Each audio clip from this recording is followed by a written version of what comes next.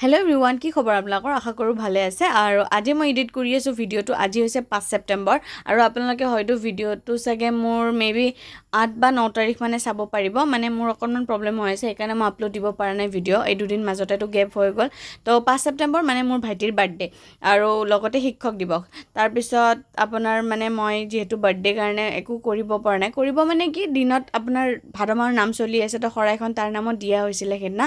আৰু আপোনাৰ তাৰপিছত সন্ধিয়া যিহেতু একো কৰা হোৱা নাই, মই ভাবিলোঁ কি তাৰ কাৰণে কিবা এটা কৰা যাওক। মই মানে মনে মনে এটা কেক আনি থৈছিলোঁ আৰু সৰু গিফ্ট এটা তাৰ কাৰণে আনি থৈ দিছিলোঁ।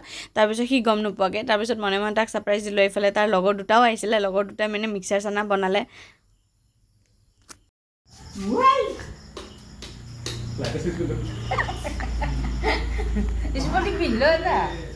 বাৰবাৰ মোৰ তেনেকুৱাই অৱস্থা হৈ যায়, তেতিয়া মোৰ তেনেকুৱা অৱস্থা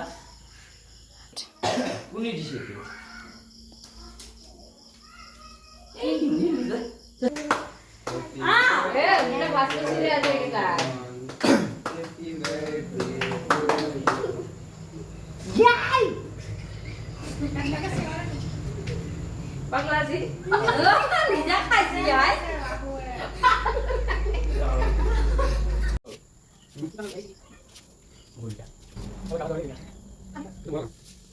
নাজা